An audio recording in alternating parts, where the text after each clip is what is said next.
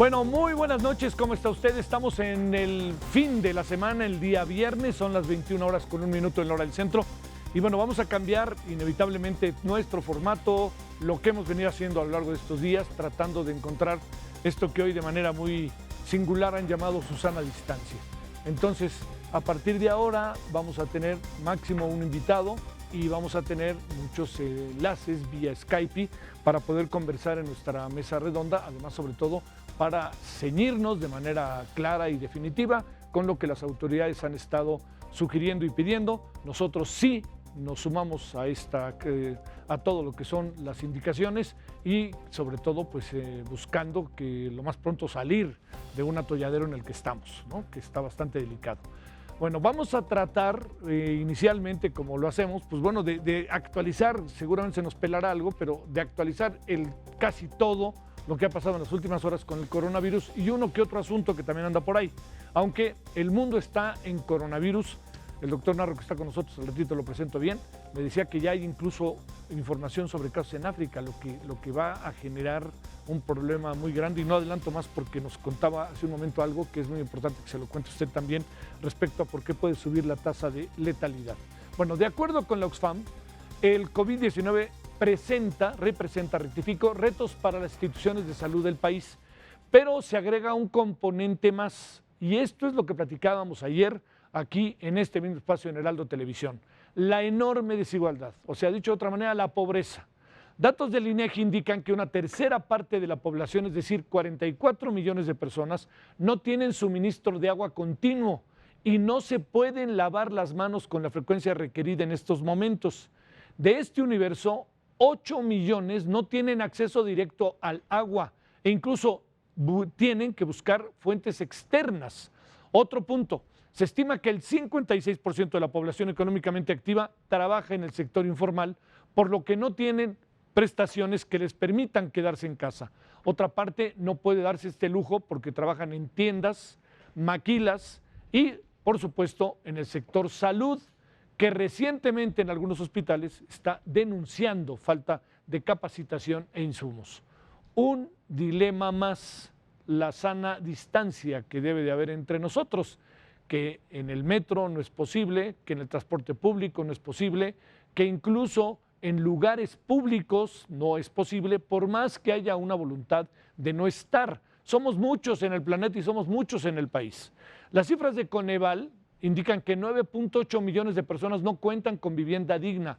Otra variable, imagínense pasar en una vivienda como estas exactamente un mes, va a estar difícil. Y ni pensar de aquellos que toman todos los días, reitero, el transporte público, y pensemos en las horas pico. Hoy, particularmente en la Ciudad de México, da la impresión de que ha bajado de manera ostensible el tránsito de automóviles, de personas en las calles, y pues esto, la verdad, es una ventaja que sea el fin de semana, y ya estaremos viendo cómo enfrentamos el lunes, ¿no? Pero da la impresión de que, como usted alcanza a ver, estas escenas son de hoy, que la gente está metida en su casa. Estas son nuestras instalaciones, para que usted vea, ¿no? Generalmente cuando uno llega en la noche hay una gran cantidad de personas, y hoy sí de plano le digo que muy poca gente se ha decidido que venga a trabajar aquí a Heraldo Televisión y en general a Heraldo Media Group. Bueno, el director general de epidemiología, José Luis Alomía, confirmó que el paciente que falleció el pasado jueves fue en el estado de Durango. Sí se encontraba infectado por coronavirus. Sería la segunda víctima mortal del coronavirus, del COVID-19 en México. La anterior fue allí en el Hospital de Enfermedades Respiratorias, del muy rescatable y sensacional Hospital de Enfermedades Respiratorias, que bueno, yo tengo la impresión de que no se está dando abasto, por más buena voluntad que haya doctores, doctoras y enfermeras y de todo el personal. Bueno, ¿qué es lo que tenemos? Están confirmados estas dos muertes, y también le puedo decir que hoy de nuevo tuvimos información. 203 personas están confirmadas con coronavirus, 1.111 negativos y 606 sospechosos. Quiere decir que están eventualmente en cuarentena o están esperando a que pase el test, como decían el otro día en el Twitter, pruebas, que estarán en los próximos días conociéndose. Pacientes hospitalizados, el 2% se encuentra en estado grave y autoridades han señalado que los eventos programados para más de 5,000 personas se reprograman y si son de 1,000 personas tendrá que haber la sana distancia. 1,000 personas con sana distancia lo veo un poquito complicado, y sobre todo porque originalmente eran 1,000, luego casualmente ayer dijeron que eran 5,000, a lo mejor por el viaje a Oaxaca, y hoy en la noche otra vez regresamos a los 1,000. Por cierto, con este propósito hoy fue presentada la figura de una especie pues de mujer maravilla. Está con los brazos abiertos, así, cubierta con una burbuja protectora, la va a ver ahorita, y a este personaje se le ha llamado Susana, pero Susana tiene un segundo nombre, que es Susana Distancia. Su segundo nombre es Distancia, Susana Distancia. Forma parte de la campaña del gobierno para crear conciencia al respecto de la familia.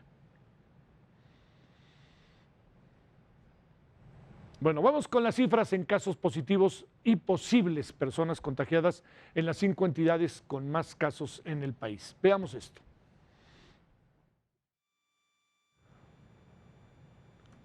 Tenemos, por lo pronto, usted alcanza a ver, la Ciudad de México, 31 confirmados y tenemos casos sospechosos, no hay datos. Nuevo León, 29 confirmados, casos sospechosos, hay 42. Jalisco, 27 confirmados, casos sospechosos 13.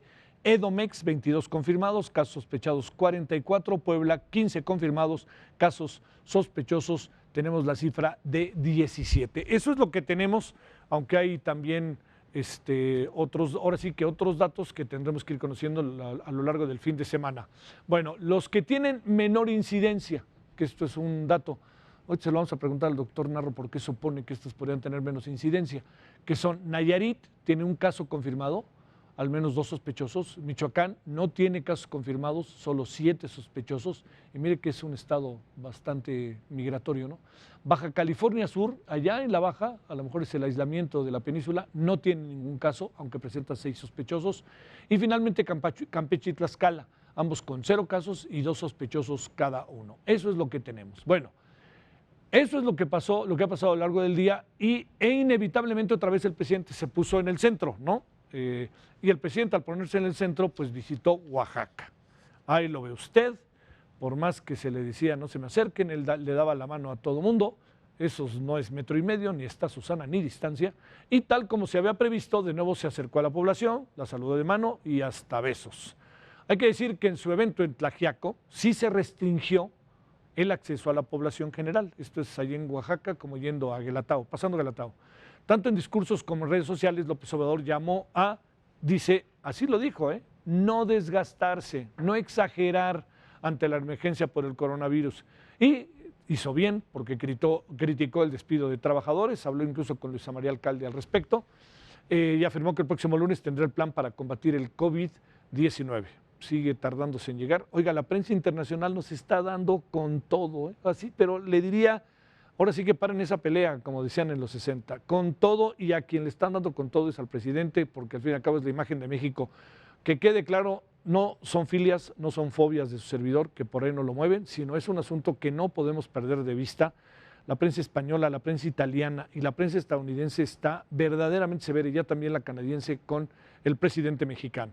Bueno, México y Estados Unidos acordaron restricciones a viajes no esenciales, principalmente de turismos entre ambos países. Las medidas comenzarán a partir de mañana y esto va a durar 30 días. Por ahora no se suspenderá el ingreso de vuelos de otros países, particularmente Europa a México, y esta idea de que México estaba aceptando a los que venían de Europa, que iban a Estados Unidos a México para que de aquí se fueran a Estados Unidos, pues nunca quedó muy claro qué acabó pasando finalmente y tampoco todavía queda totalmente claro si Mike Pompeo en qué términos va a quedar la frontera, de no ser esto que han llamado solamente los pases de México a Estados Unidos y de Estados Unidos a México, que han llamado esenciales. Con el fin de detener la propagación del coronavirus o COVID-19, los gobiernos de México y Estados Unidos acordaron restringir la circulación en los pasos fronterizos, los viajes no esenciales como son los turísticos o recreativos. Esta iniciativa conjunta comenzará a las 001 horas del sábado 21 de marzo en toda la frontera terrestre entre Estados Unidos y México por un periodo de 30 días sujeto a extensión previa revisión entre ambos países. En conferencia de prensa, el canciller mexicano explicó que tampoco se aplicarán restricciones a las personas que viajan por razones laborales o para realizar actividades esenciales entre las dos naciones. Tránsito, transportes de carga, de comercio, todo lo que esté vinculado con actividades económicas y productivas, esperamos que no sea afectado por esta disposición. El gobierno de Washington expresó su preocupación por la posibilidad de que lleguen a México personas portadoras del virus provenientes de países que hoy tienen mayor número de casos de infección. En ese sentido, el gobierno mexicano aclaró a los estadounidenses que no se cerrarán las fronteras aéreas. Por lo pronto, el gobierno de México recomienda a quienes desean viajar al exterior no hacerlo si no es necesario, porque no hay condiciones en este momento. Amado Azueta, Heraldo Media Group. Yo le diría, si piensa salir, bueno, si es inevitable, habrá que ver cómo debe de hacerle. Pero sí le quiero decir algo, las condiciones no son de México, son del mundo entero. A donde vaya, va a enfrentar un fenómeno como el de México. En el país más recóndito del mundo, ahí también. El dólar alcanzó por primera vez la friolera de 25 pesos con 11 centavos. Es un máximo histórico, esto a pesar de que el Banco de México anunció hoy, hasta cierto punto de forma sorpresiva, un recorte de 50 puntos base de la tasa de interés. Las noticias en verdad pues no mejoran para el precio del petróleo, del barril. Hoy cerró a 15.78. Ayer logró llegar hasta 20, después de estar en 14 y hoy está en 15.78. Bendito fin de semana. Mientras las bolsas internacionales también fueron impactadas por el coronavirus. Standard & Poor's tuvo un descenso por encima del 4%, una situación similar que presentó Dow Jones y el Nasdaq. Con esto, Wall Street terminó su peor semana desde 2008. La Bolsa Mexicana de Valores, ¿dónde anda? Pues le cuento que hoy perdió 2.46 en una de las semanas más dramáticas para la Bolsa Mexicana de Valores. Cuando digo dramáticas es porque se veía cómo venía cayendo todo y en el momento que venía cayendo todo, que esta es la otra cosa, no había manera de frenarla, de no ser cerrarla, que fue lo que hicieron 2 días de esta semana.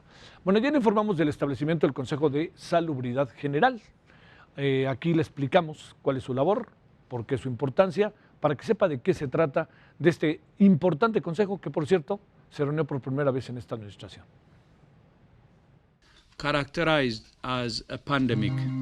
A 8 días de la declaratoria de pandemia por coronavirus, el Consejo de Salubridad General se reunió para establecer medidas que controlen la enfermedad en México.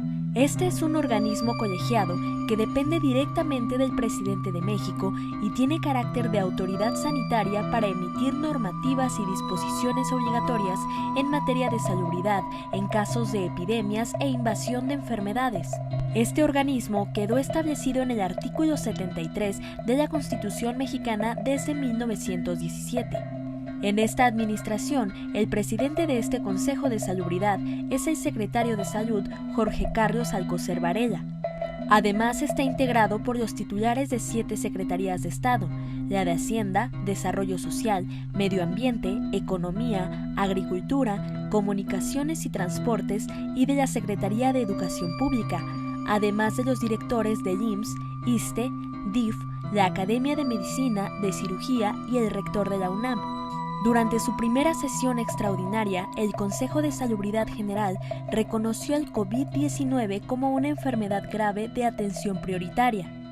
Esto implica el establecimiento de medidas de preparación y control para la epidemia y la definición de planes de expansión hospitalaria para garantizar la atención de la población afectada.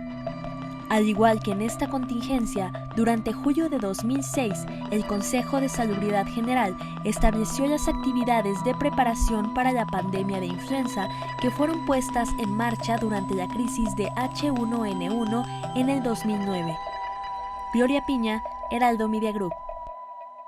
Sí, bueno, esto es lo que ha pasado a lo largo del día de hoy y le quiero reiterar, es muy difícil hablar de otro tema. Hay otros temas, ya llegará el momento, aunque espero, temo que va a ser tarde, de hablar de los pormenores de la reelección de los legisladores. Y yo no olvide que esto es muy importante, este es un tema que se discutió desde 2014, 2013, y es un tema que se aprobó. La clave del asunto está en la forma en que aprobaron todo lo que significa la materialización de este proceso. Es ahí donde está la cosa, pero de que se había aprobado, se había aprobado. Eso yo creo que, por eso en esto hay que tener memoria, porque fue un asunto incluso aprobado por la mayoría en el Congreso en aquel momento, con mayoría del PRI, y eso no lo perdamos de vista. Lo que pasa es que fue, bueno, el propio senador Ricardo Monreal dijo fue fast track, así de fácil. Bueno, para hablar hoy de coronavirus, infraestructura hospitalaria, lo que nos podemos enfrentar, le damos la bienvenida a un gran personaje. Me da enorme gusto tener la oportunidad de que esté con nosotros, el doctor José Narro, exsecretario de Salud, es rector de la UNAM. Mi querido doctor, ¿cómo estás? Querido Javier, muchísimas gracias. Un enorme privilegio estar aquí contigo y completar esta mesa que hoy está incompleta en la presencia física, pero no desde el punto de vista del uso de la tecnología. Eso. Y también está con nosotros, te mando un gran saludo, Alejandro Macías, internista e infectólogo y excomisionado de influenza. Alejandro, gracias que estás con nosotros, nos escuchas, muy buenas noches. Sí, saludos doctor Narro, saludos Javier, un gusto estar con ustedes. El gusto es nuestro. Bueno, les propongo a los dos que demos una ronda inicial, doctor Narro, que es, ¿cómo miran ustedes el tema como especialistas, como ciudadanos que también se ven afectados, con una experiencia directa e indirecta de lo que pasó con la influenza, Alejandro con una experiencia directita de lo que pasó con la influenza? No sé, cómo juntemos opiniones inicialmente para ir poco a poco a las particularidades. Adelante, doctor. Con un enorme gusto y un privilegio poder saludar a través de la tecnología, insisto, a un médico, a un científico, a un personaje que tiene una vastísima experiencia en los temas de control de epidemias o de problemas que pueden comportarse de tal manera, al doctor Alejandro Macías. Muchas gracias y muy buenas noches. Y empiezo diciendo, se trata de un problema serio, de una enfermedad de la que conocíamos nada hace 4 meses y que sin embargo en el mundo hoy todo el mundo empieza a reconocerla o ya tiene la información.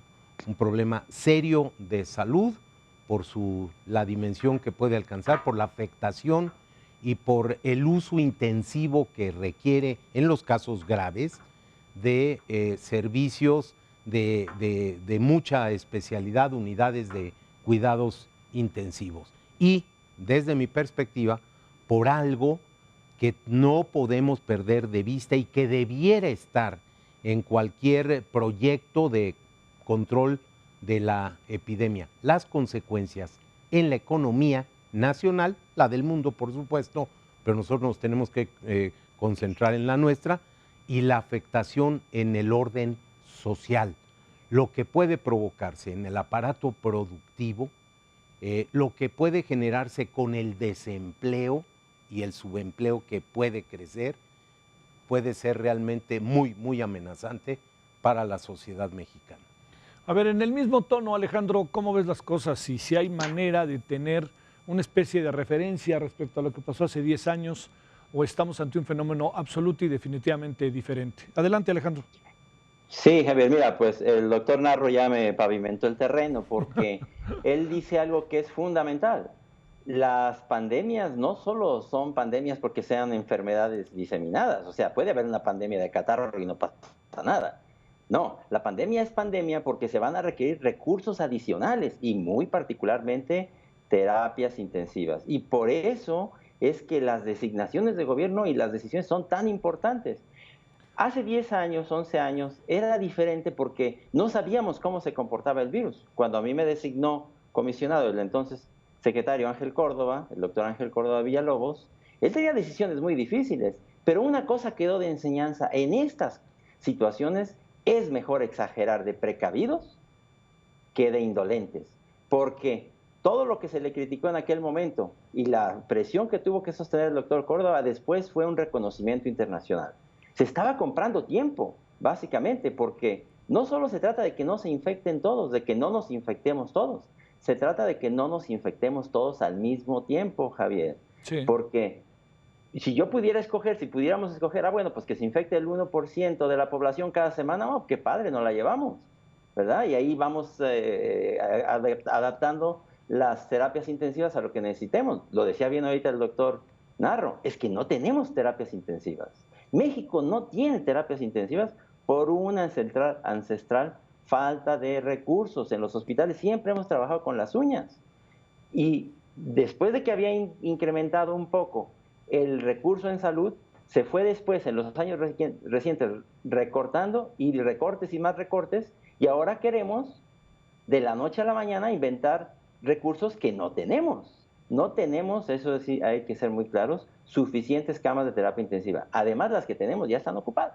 Sí. Bueno, oye, Alejandro, doctor Narro, doctores, se suma a la conversación y le agradecemos muchísimo a José Ramón Cosío, ministro en retiro y además destacado académico. ¿Cómo estás, José Ramón? Gracias que tomas la llamada. ¿Cómo te ha ido? Al contrario, Javier, saludos al doctor Narro y Alejandro. Buenas noches. Bueno, sé que estás integrado escuchando desde el inicio. Sí. En esta primera ronda que nosotros planteábamos, ¿cómo ves las cosas bajo la óptica de lo que plantea el doctor Narro y el doctor Macías? Mira, yo creo que tienen absolutamente toda la razón. Desde luego venimos de un problema histórico de recursos, pero también me parece, y hay que decirlo con franqueza, que nos tocó en un mal momento, cuando se está haciendo una transición, no sé si buena o mala, pero hay que decirlo que es al menos una transición, del Seguro Popular al INSABI. Entonces creo que nos toma en el peor momento. También me parece que en términos de licitaciones, un cambio muy radical, que de un modelo de compras, de un modelo de gestión hospitalaria, médica y de farmacéutica. Entonces, cuando no ha acabado de terminar el modelo anterior, que con todos sus problemas funcionaba, y no ha acabado de nacer el nuevo modelo del INSABI, que creo que también nos va a generar una gran cantidad de problemas. Hace unas pocas semanas estábamos escuchando las discusiones muy serias entre los gobernadores, el INSABI, quién se afiliaba, qué no, qué recursos se transmitían o no. O sea que sí creo, y no quiero ser alarmista, pero que nos toma en un muy mal momento organizacional, presupuestal y jurídico en la transición para enfrentar esta pandemia. A ver, déjenme plantearles, digamos, sobre todo desde el área que tiene que ver con la medicina misma. Primero, doctor Narro, una vacuna para enfrentar un fenómeno de esta naturaleza lleva mucho tiempo, puede aparecer en cualquier momento, y si aparece, ¿en cuánto tiempo logra expandirse por todo el mundo? No, va a llevar todavía tiempo porque la generación de esa vacuna tiene que probarse, y después de probar su efectividad y la inocuidad, que no tenga efectos secundarios notables, importantes, que su uso no tenga consecuencias negativas para la salud de las personas, su extensión a nivel industrial y su desarrollo, distribución, comercialización en todo el mundo llevará muchos meses. No me atrevo a decir cuánto tiempo va a llevar, pero va a llevar mucho tiempo. Esto requiere, por eso, como no tenemos ni una vacuna para prevenir la enfermedad, ni tenemos los medicamentos específicos para tratar y contrarrestar con un antiviral al nuevo virus, a este coronavirus, pues entonces lo que tenemos que hacer son medidas preventivas, tratar de evitar la infección, y como se ha dicho, y aquí yo quiero puntualizarlo, tenemos que hacer muchas más, pero realmente muchas más pruebas que las que se han venido realizando en nuestro país. Y por cierto, saludo con muchísimo gusto a un amigo espléndido, a un jurista destacadísimo, al exministro o al ministro en retiro, a José Ramón Cosío, y yo sí digo, yo tomo partido y agarro la provocación que nos lanza. La transición del Seguro Popular al INSABI es pésima. La desaparición del Fondo de Protección contra Gastos Catastróficos es en sí misma catastrófica. La desaparición de ese fondo va a afectar a muchas personas, porque hay que tener en cuenta que junto con esta nueva enfermedad, las viejas, las antiguas, las de siempre, se van a seguir presentando. Por eso el doctor Macías dice con mucha veracidad que muchas de las camas de terapia intensiva ya en este momento están ocupadas, pero están ocupadas por pacientes que tienen otros problemas. Todos sabemos que un problema crónico es ese, el de la posibilidad de contar con camas en terapia intensiva. Alejandro, a ver, sigamos en lo mismo y déjame agregar, veía un tuit el otro día que me llamó mucho la atención, que además lo pusiste en inglés, ¿no? Decías test, test, test, test. Déjame preguntarte, ¿es tan difícil tener una certificación para que muchos hospitales en todo el país hagan esta prueba? ¿O qué es lo que realmente ha pasado que nomás le habían dado, por lo menos al día de ayer, en el caso de la Ciudad de México, a 2 hospitales, el ABC allá en Observatorio y al de Interlomas de Los Ángeles? Es difícil, es una prueba que no es sencilla, Javier. Sí.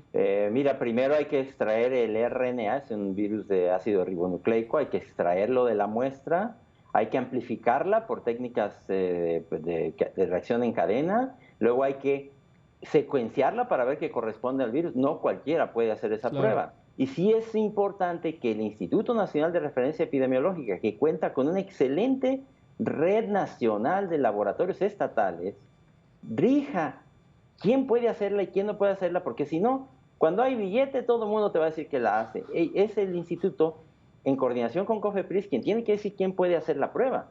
Pero es que eso no exime la responsabilidad también del Estado de haber hecho más pruebas.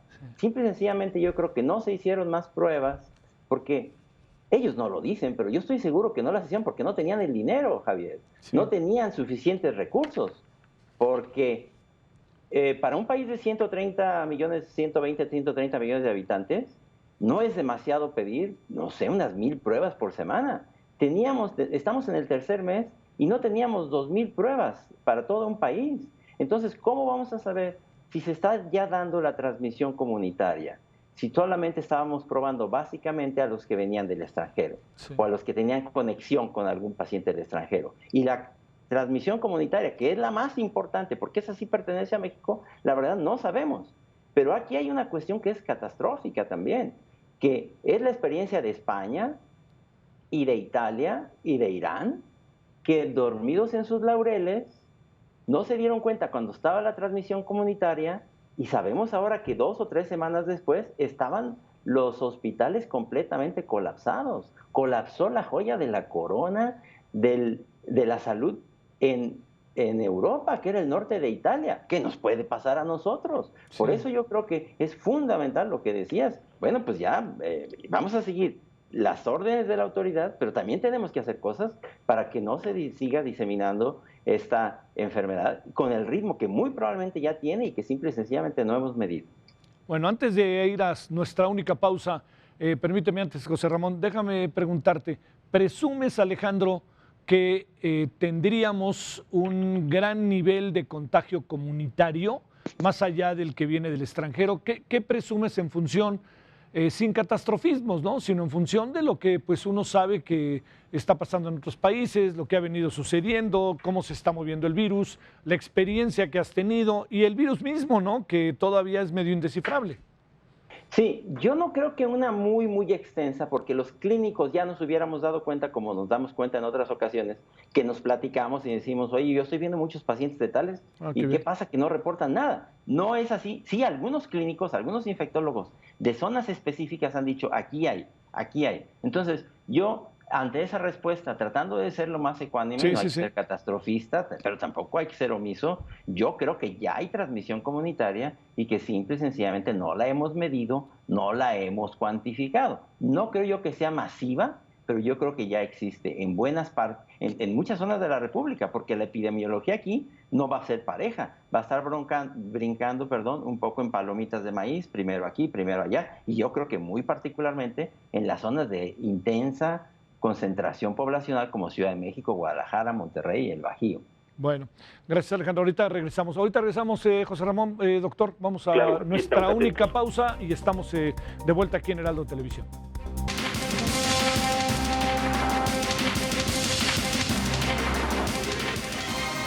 Bueno, hoy estamos, como usted lo puede prever, hablando de coronavirus. Nos hemos acercado a un punto de vista fundamentalmente médico con parte social y parte de gobierno. José Ramón Cosío, te pregunto, José Ramón, A ver, lo que pasa es que está como muy también a flor de piel las diferencias entre nosotros. Lamentablemente no se diluyen en medio de una crisis como esta. Pero te pregunto, ¿cómo ves el gobierno? ¿Cómo ves la forma en que el gobierno ha asumido esta crisis y ha estado actuando? ¿Qué alcanzas a apreciar, José Ramón? Mira, déjame decir algo con mucha tristeza, pero el otro día buscaba una analogía del momento social y político que vivimos, y voy a decir algo terrible, pero así lo veo. Me parece que estamos viviendo algo semejante a la guerra de 1847, cuando por estarnos peleando los mexicanos perdimos medio territorio nacional.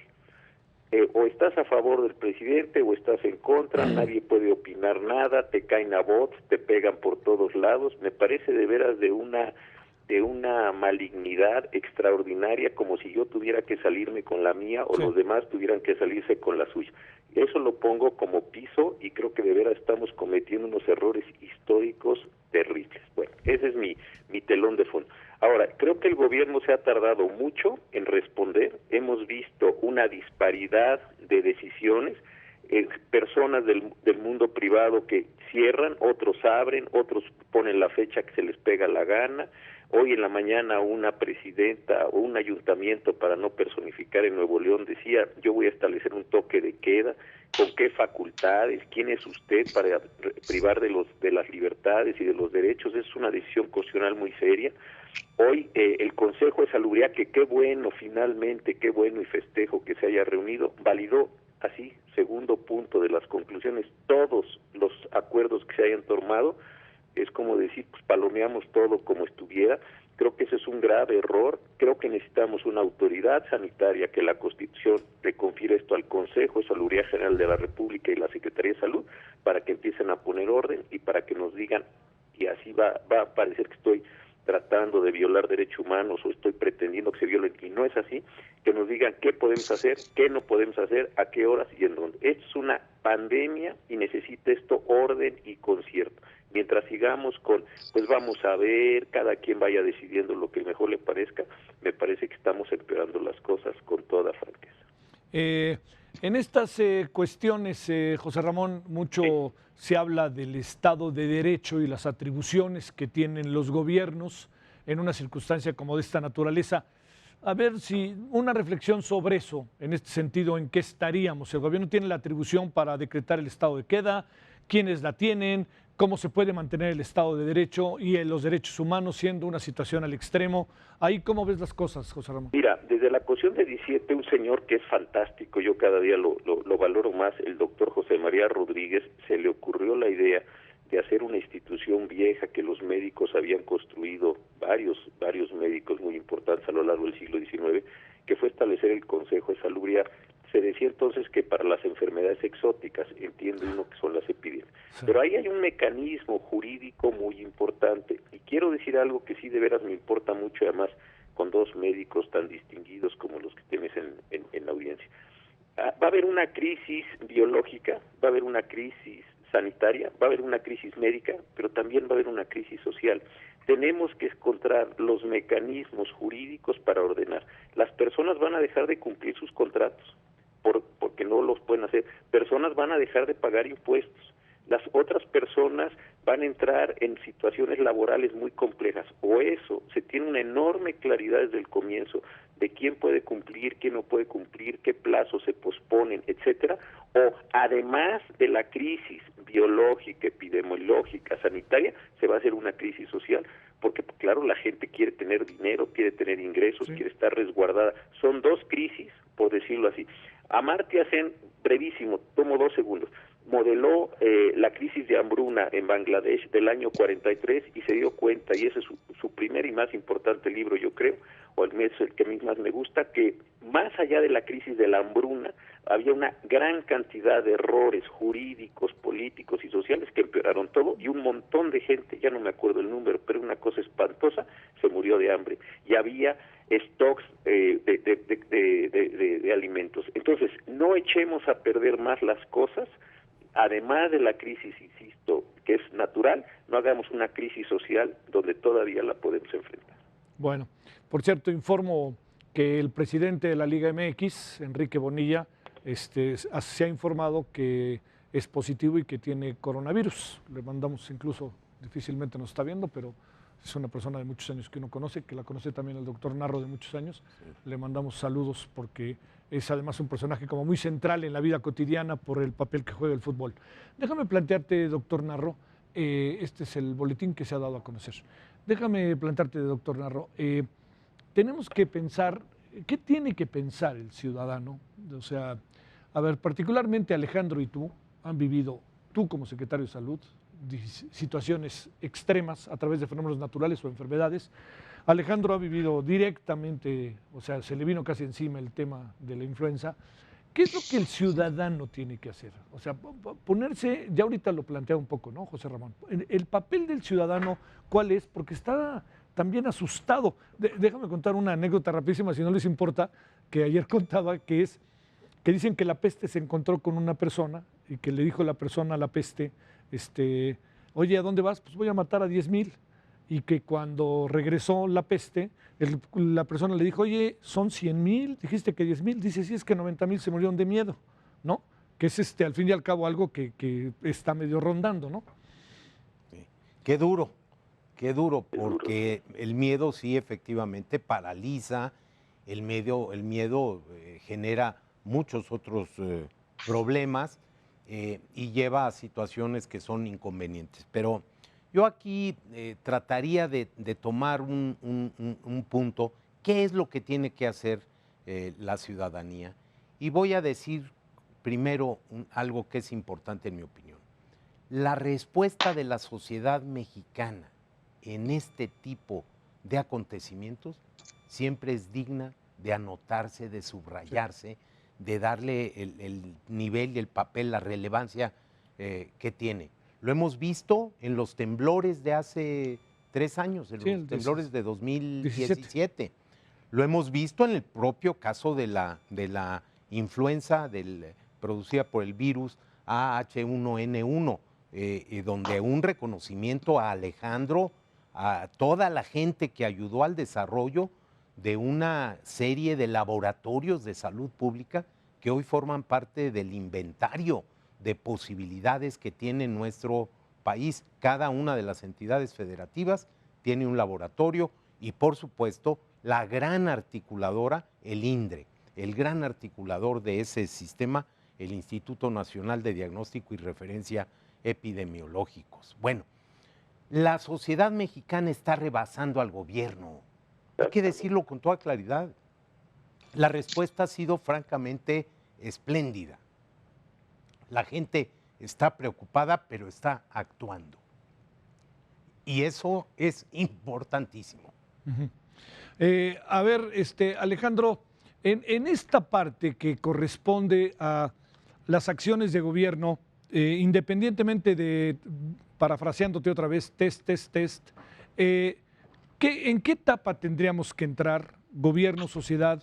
Y sobre todo porque queda la impresión que se están tomando muchas decisiones, como decía ahora el doctor Narro, privadas, gobiernos estatales, en donde está perdiéndose como una especie de cohesión que en un fenómeno de esta naturaleza es tan necesario.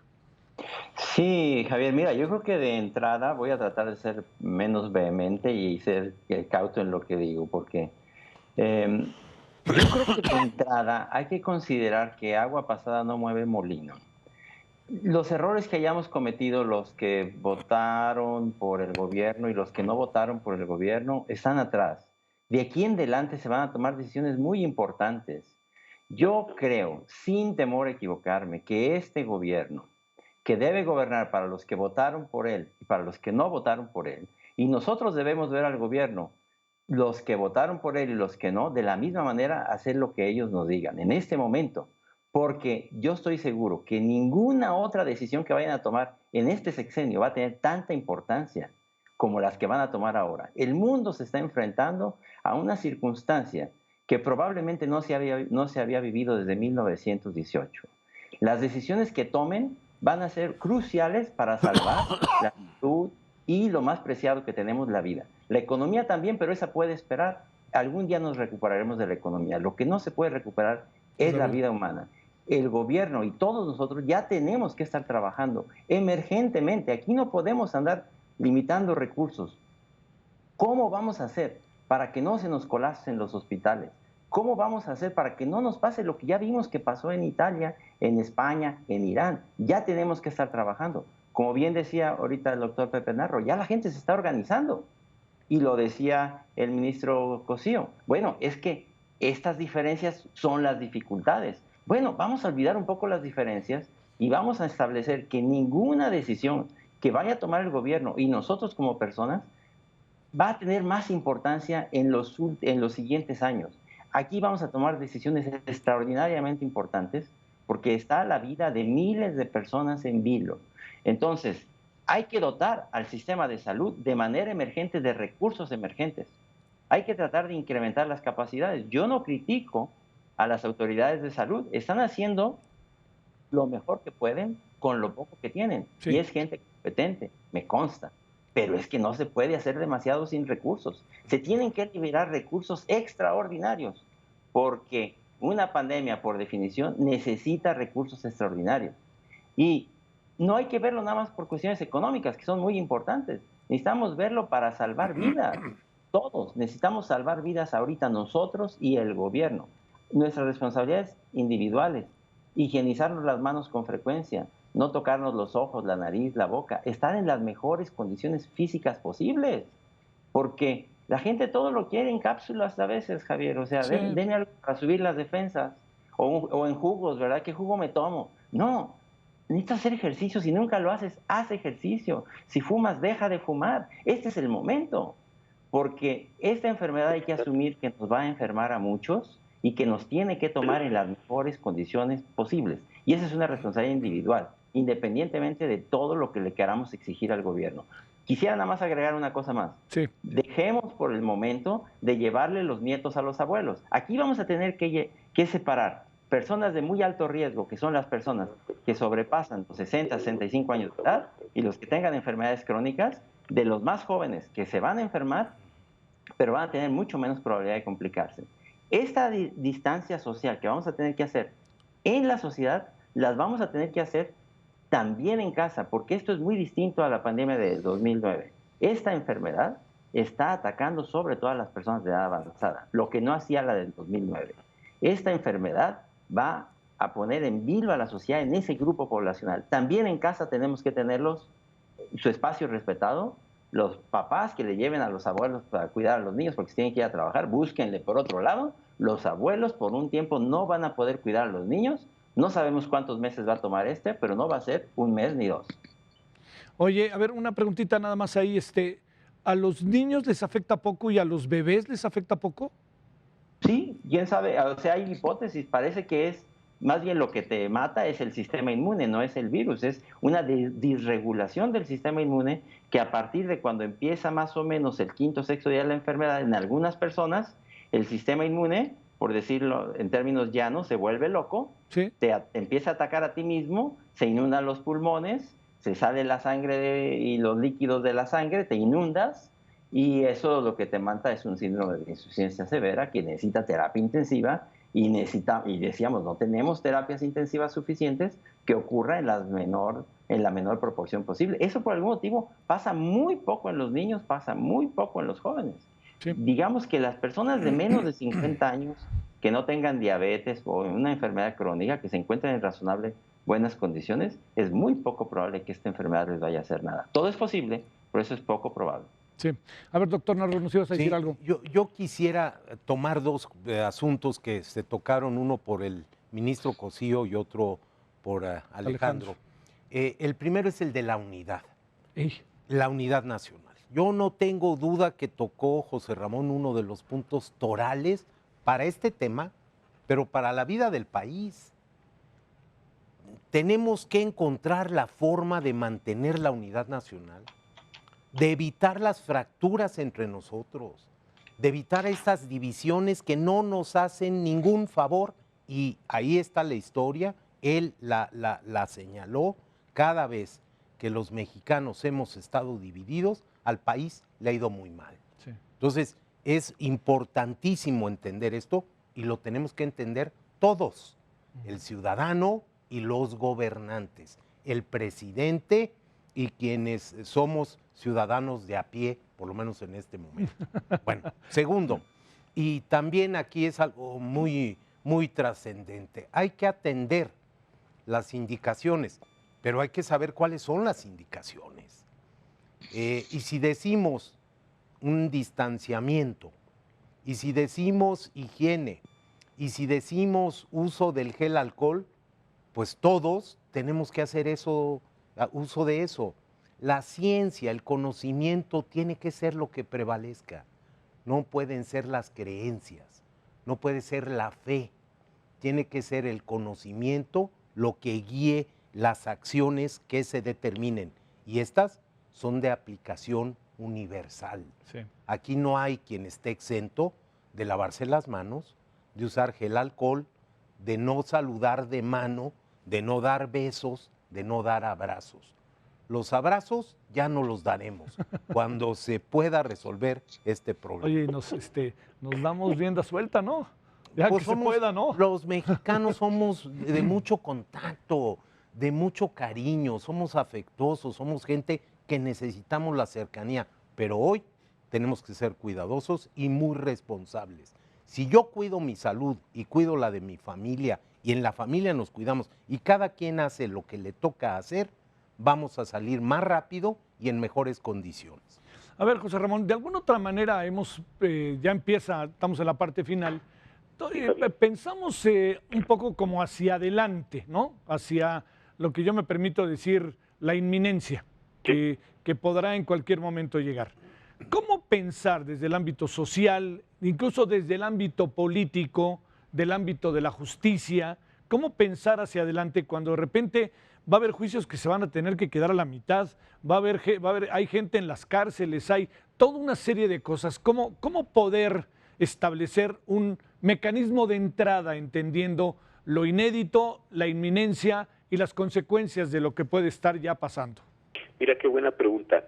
A veces la gente hace broma y mofa del derecho como si fuera simplemente un adorno. Yo creo que el derecho es lo único que tenemos para organizar a la sociedad. Hay personas que son religiosas, hay otras que no lo son, nadie nos metemos en eso. El único mecanismo social que tenemos para tratar de articular las conductas de todos, autoridades y particulares, es el derecho. Consecuentemente, hay que utilizar bien las herramientas del derecho. Voy a poner muy pocos ejemplos. Las personas del mercado informal no van a poder trabajar sencillamente porque no van a poder salir a las calles. Cuando no puedan salir a las calles, no van a vender. Cuando no puedan vender, no van a llevar a sus familias un ingreso. Y eso va a generar problemas sociales simplemente porque también ellos tienen que ver cómo satisfacen las necesidades de casa. ¿Qué va a hacer el gobierno en ese sentido? Tiene que soltar fondos, como lo están haciendo todos los países, de sus reservas. Tiene un superávit primario México que se lo tiene que gastar, a mi parecer, completo, ya se lo sugirió la iniciativa privada al presidente. Tenemos una pérdida de valor del precio del barril de petróleo del 50%. Yo no sé si eso hemos magnificado lo que significa. Sí. También el 25%, una cuarta parte del precio del dólar. Es decir, estamos en una situación muy complicada. Me parece que Banco de México tiene que hacer una política monetaria fuerte, con todo respeto, tiene que hacer la Secretaría de Hacienda una política fiscal, tiene que otorgar subsidios, tiene que otorgar muchas cosas. Con el mayor respeto al presidente de la República, mi percepción es que el presidente no debiera estar en este momento haciendo giras por el país, encontrando personas, no solo por la alerta sanitaria, sino porque tendría que estar reunido con todo su gabinete viendo de dónde van a soltar dinero, a quién le van a condonar impuestos, no porque sea un acto de corrupción, sino simple y sencillamente porque tiene que seguir funcionando la economía nacional. Lo decía muy bien el doctor Narro, en los próximos días, ante una situación donde todos nos vamos a guardar, de qué van a comer un montón de personas, dónde van a estar las cadenas de distribución. Es decir, todo eso hay que verlo. Personas también van a dejar de cumplir sus contratos, ¿eh? ¿Los vamos a demandar a todos los que incumplen o vamos a alegar caso fortuito y fuerza mayor como se permite en el derecho? Sí, son un montón de cosas que hay que construir al futuro. Yo por decía, hay una crisis y no podría yo decir algo frente a dos médicos tan importantes como los que convocaste hoy, a los que les tengo tanta admiración y afecto. Sí, pero también hay una crisis social. política, económica, religiosa y jurídica. ¿Cómo la vamos a enfrentar? Yo creo que solo con herramientas jurídicas, tratando de contender lo mejor que podamos. No nos va a salir todo perfecto porque es de una magnitud enorme, pero a través de este tipo de solución. Pero eso hay que irlo declarando, constituyendo, documentando, como es todo acto jurídico. Es latoso, sí, pero es la única forma de convivencia social que tenemos. Bueno, vamos entrando al final. Alejandro, déjame plantearte algo. Conversando con diferentes personas y en la calle, que sale uno ya poco, pero que aún no lo abordan, pues le preguntan luego a uno qué está pasando, como si uno supiera, ¿no? Entonces mejor les voy a decir, háblenle a Alejandro, háblenle a Pepe Narro, y si quieren algo social de ahí le preguntan a José Ramón Cosío. Pero déjame preguntarte, si se puede en poco tiempo, ¿cómo enfrentar esto, que es inevitablemente un temor que tú viviste en primera fila hace 11 años? ¿Cómo hacerle para que uno también tenga un poco de paz, en el mejor sentido de la palabra, pausa, o cómo hacerle cuando socialmente yo creo que, te diría, es un tema que está en todas las mesas de este país, en todas, ricos, pobres, clases medias, está en todas las mesas del país? Sí, mira, a mí me gustaría también terminar con notas de optimismo, Javier. Sale. Yo recuerdo cuando teníamos que trabajar en medio de lo que había empezado a ser un sistema también muy enconado, cuando tuvimos que trabajar de distintos colores, de tu servidor con miembros de distintos colores políticos, los del PRI, los del PAN, los del PRD, entonces la composición era distinta, todos trabajaron sin ningún problema. Yo creo que se puede.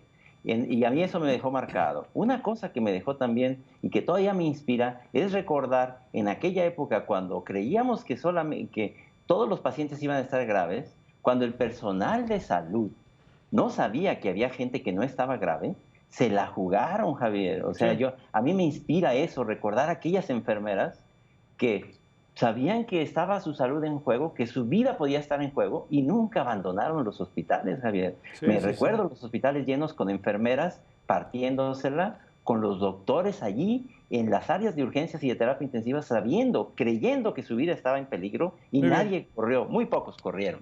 Muy bien. Finalmente, no todos nos vamos a enfermar de esto, ni todos nos vamos a morir de esto. La gran mayoría no va a tener un gran problema de salud, la gran mayoría lo va a resolver sin ningún problema. Algunos ni siquiera lo van a notar. Bueno, que así sea. Doctor Narro, 30 segundos, dinos algo. Rapidísimo, también una nota de optimismo. Muy bien. Este es un gran país, tenemos instituciones maravillosas, las de salud lo son, dígase lo que se diga, y con los problemas que tengan, porque sí tienen problemas. México tiene una gran sociedad. La sociedad civil nacional es extraordinaria, es ejemplar. México va a salir adelante, va a vencer el problema. Tenemos que mantener la unidad de toda la República. Y hacer la tarea. Sin duda, hacer la tarea. ¿Estamos en buenas manos en lo que corresponde al sector salud? Me gustaría que no termináramos con una mala nota. Son las autoridades que tenemos y con ellos tenemos que trabajar. ¿Tú qué piensas, Alejandro? Yo creo que tienen competencias, yo no dudo de sus competencias, pero lo que no tienen son recursos, Javier. Hay que darles más recursos, ¿no?, para que puedan expresar sus competencias. Sale. José Ramón, muchas gracias. Alejandro, gracias. Doctor Narro, gracias. Gracias a todos, ¿eh? Gracias, Javier. Gracias que estuvieron con nosotros. Pásela bien. Buenas noches. Gracias, Buen fin de Narro. semana. Gracias, ministro. Adiós.